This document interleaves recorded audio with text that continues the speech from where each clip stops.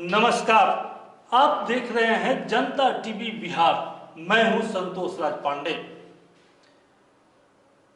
बिहार में राजनीति के चाणक्य अमित शाह कल तक मौजूद रहेंगे। अमित शाह के आने के बाद बहुत सारी चीजें बदली नजर आ रही है। आप अंत तक वीडियो जरूर देखिएगा ताकि आपको जानकारी हो कि पूरे आजकल जो राजनीति में चल रहा है, महागठबंधन, जन सुराज, वीआईपी, किस तरीके से ये लोग बिखरने जा रहे हैं, इसकी सारी जानकारी हम आपको देने जा रहे हैं। इसलिए अंत तक जरूर बने रहिएगा। हम सबसे पहले चर्चा करेंगे महागठबंधन की। तेजस्वी यादव, राहुल गांधी, सीपीआई एमएल यानी लेफ्ट वाले लोग और वीआईपी मुकेश सहनी, जिस तरीके से इन लोगों ने महागठबंधन बनाया, आज उसमें दरार होता दिख रहा है। प्रमाण यह है कि बिहार के कहलगांव विधानसभा क्षेत्र से कांग्रेस के प्रवीण कुशवाहा ने नॉमिनेशन दर्ज किया, वहीं आरजेडी के राजेश यादव ने भी नॉमिनेशन फाइल कर दिया। बछवाड़ा में आइए, वहां कांग्रेस के प्रत्याशी गरीब दास ने नॉमिनेशन फाइल किया और वहीं से जो है सीपीआई के अवधेश राय ने अपना नामांकन दाखिल कर दिया।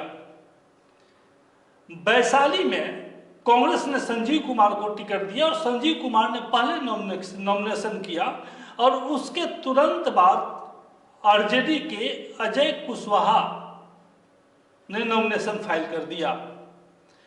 जाले की बात करें दरभंगा में, तो वहां कांग्रेस ने नौशाद को टिकट दिया और नौशाद ने नॉमिनेशन भी किया, लेकिन आरजेडी के ऋषि मिश्रा ने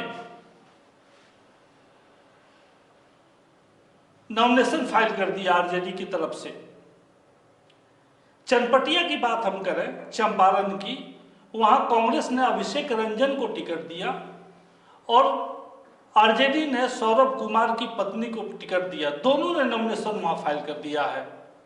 इसी तरीके से लालगंज की हम बात करें, जो वैशाली संसदीय क्षेत्र में आता है, वहां कांग्रेस ने आदित्य कुमार राजा को टिकट दिया और नॉमिनेशन कराने के लिए बाहुबली पप्पू यादव, जो पूर्णिया के सांसद हैं, वो पहुंचे थे।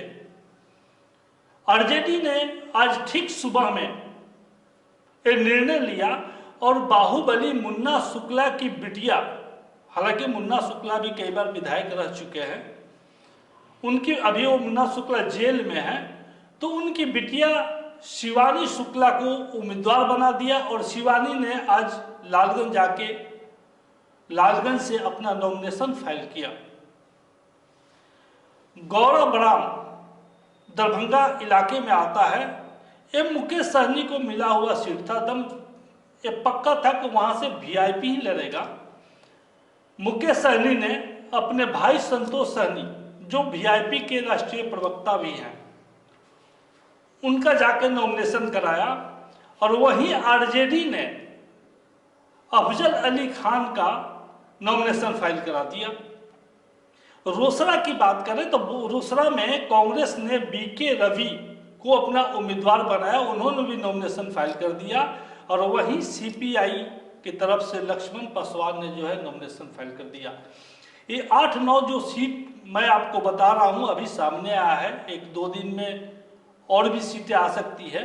तो सबसे बड़ा सवाल है कि महागठबंधन, जो ये लोग अपने एकता के बड़ा उदाहरण देते थे कि हमारा एकता एकदम अटूट है, और अचानक इस तरीके से बात क्यों आने लगी, क्यों दरार पड़ने लगा इन पार्टियों में? ये पार्टी अपनी मनमानी क्यों करने लगे?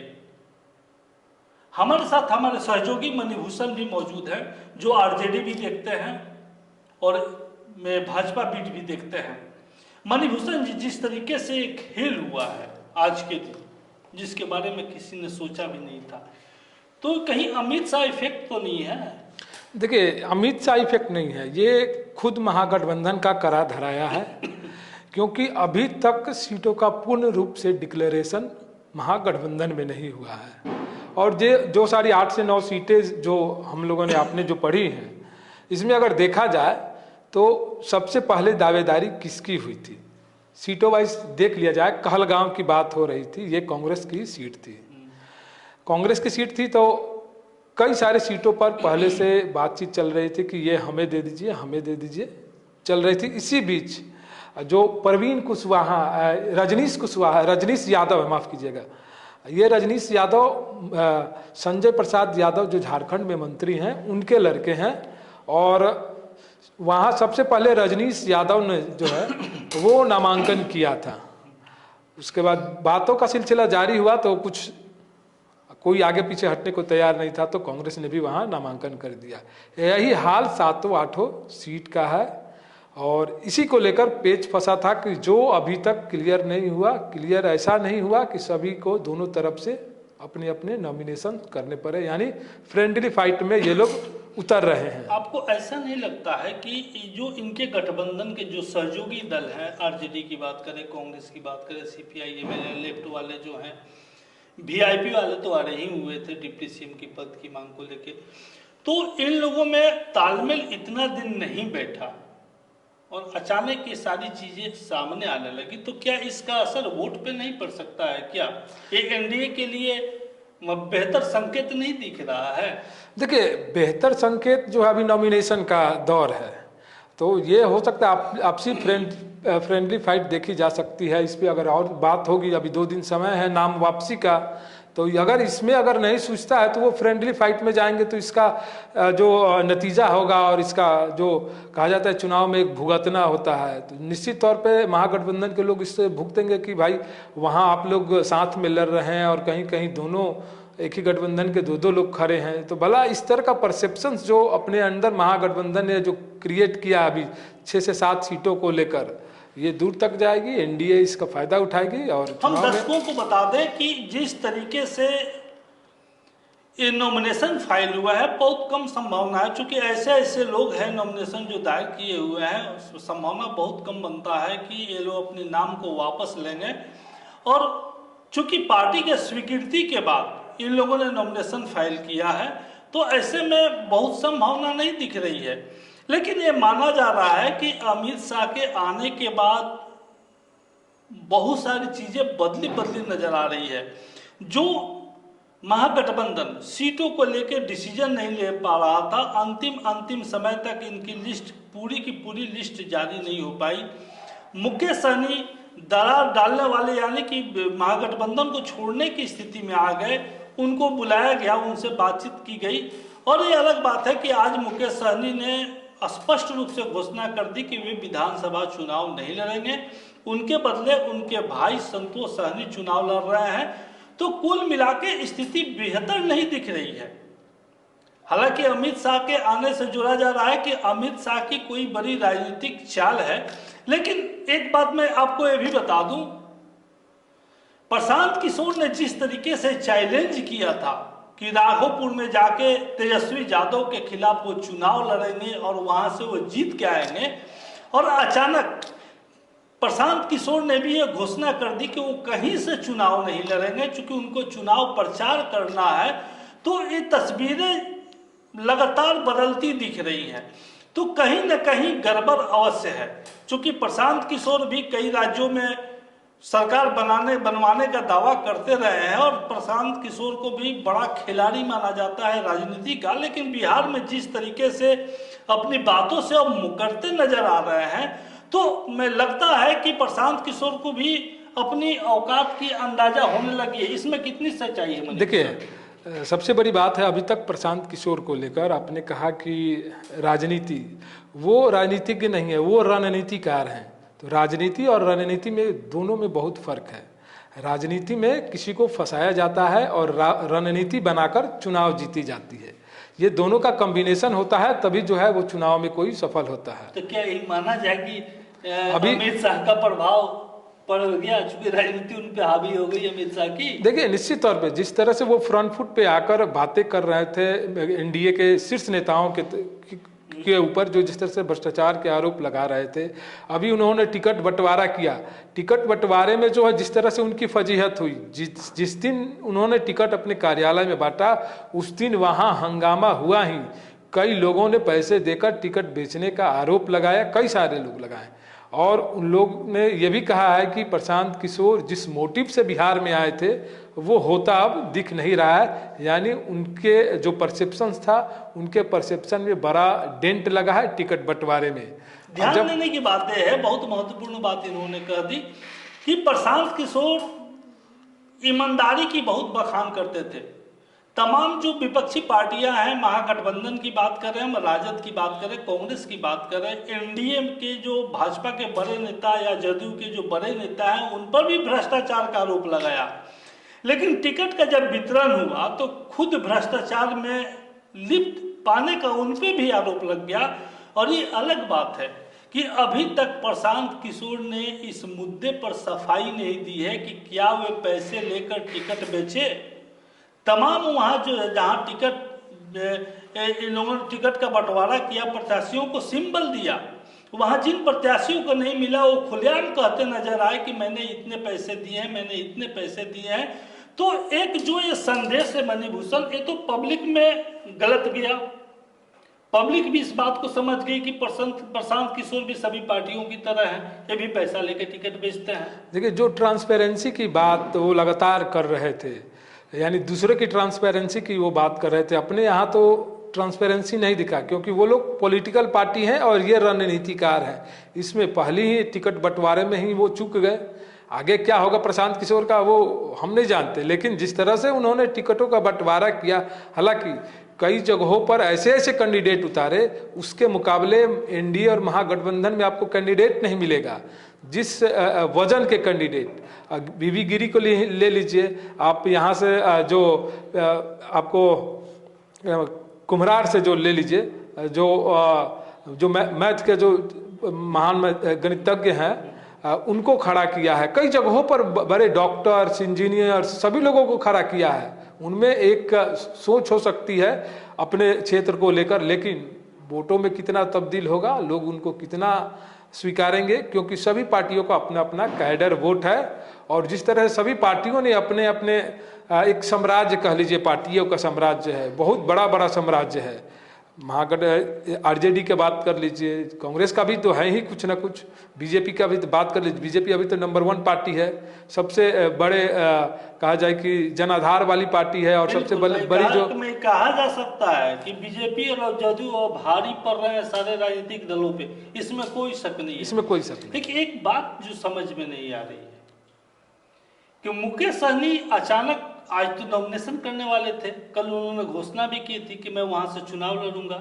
देखिए, मुकेश सहनी के पीछे जो है वो इस परिस्थिति के लिए वो खुद जिम्मेदार हैं, क्योंकि मुकेश सहनी पिछली बार 2020 में जिस तरह से वो टिकट बंटवारे हुए थे, जब सभी प्रेस कॉन्फ्रेंस हो रहा था, उस समय उन्होंने महागठबंधन की जो है वो एक तरह से राजनीति में कहा जाए कि उनकी क्या कहा जाए, उनकी इज्जत उतारना, जिस तरह से भारी प्रेस कॉन्फ्रेंस में ये बात कहना कि हमें पीठ पे छुरा मारा गया, छुरा घोपा गया, इस तरह से कहीं से उसका बदला अगर देखा जाए राजनीति में तो अभी महागठबंधन ने लिया है। लेकिन मुकेश सहनी की एक परिपक्वता अभी मेरे समझ से ये लग रही है कि ठीक है, अंत तक हमें टिकट नहीं दिया, लेकिन हमारे प्रेशर में जो है कुछ लोग आए थे, तब जाकर हमें 15 टिकट दिए हैं, भले हम चुनाव नहीं लड़े।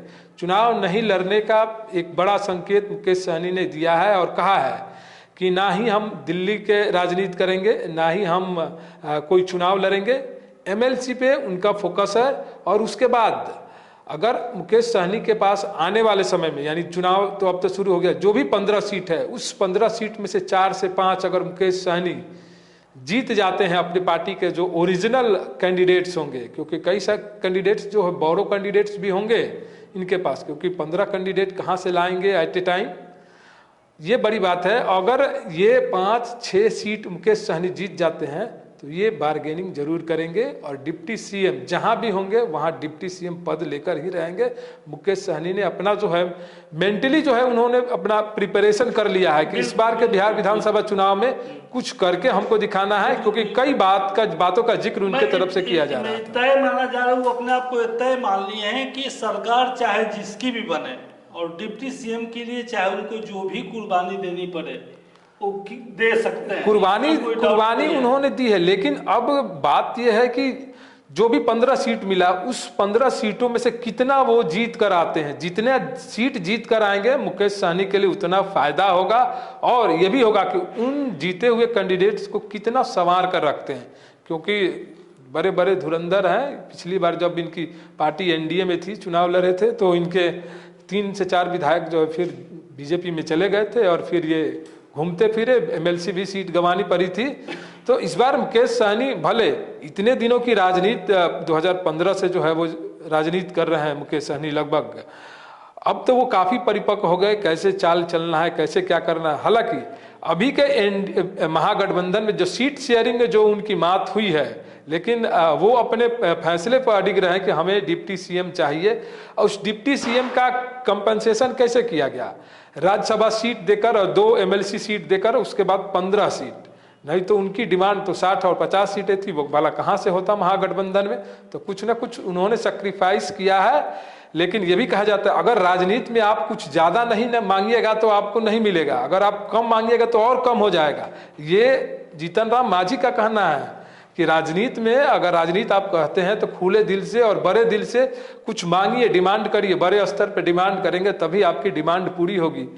बिल्कुल, जीतन राम मांझी इस में प्लानिंग के साथ चलते हैं कि उनको कामयाबी हो। सबसे बड़ी बात है कि छपरा में जब अमित शाह गृह मंत्री वहां पहुंचे थे और उन्होंने सीधे तौर पे जो भाषण दिया, उस भाषण में उन्होंने राजद पर प्रहार किया।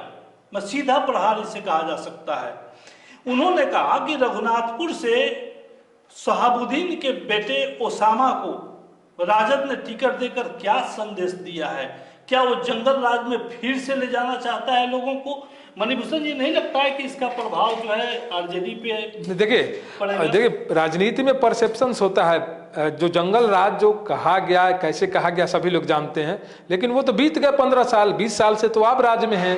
तो अब आप जंगल राज की डर दिखाकर लोगों से वोट लेना चाहते हैं। अमित शाह का सीधा सीधा यही मंशा है। अभी जो ओसामा की चर्चा की वो तो गलत चर्चा नहीं की। देखिए अब किसी के पिता कुछ हो सकते हैं, ऐसा थोड़ी है कि उसका बेटा भी वही होगा। किसी का बेटा क्रिकेटर होता है तो किसी का बेटा साइंटिस्ट हो जाता है, बाप वहीं रह जाता है, बेटा कहाँ। एक होता बात नहीं है, गुरु रह गया चेला चीनी बन गया। तो ये भला कहाँ से राजनीति में हो गया कि हाँ जो बाप किया वो पुत्र भी करेगा, अब उसी धर्रे पे वो चलेगा। अब देखिए अमित शाह ने इसको भी डिफाइंड किया है। आज अभी जो बुद्धिजीवियों के साथ उनकी जो एक संबोधन था, तो उन्होंने आरजेडी को कैसे दिखाया है, आरजेडी और जंगल राज को दिखाया है कि जंगल राज का चोला बदल गया है, नया चोला आया है, आप लोग बच के रहिएगा। ये बात कही जा रही है अमित शाह की तरफ से। यानी लालू प्रसाद यादव क्या राज था नहीं राज था सबके सामने है। अब उसके बेटे को जो है वो ठहराया जा रहा है कि वह जो लालू प्रसाद यादव ने किया है वही उनका बेटा भी करेगा।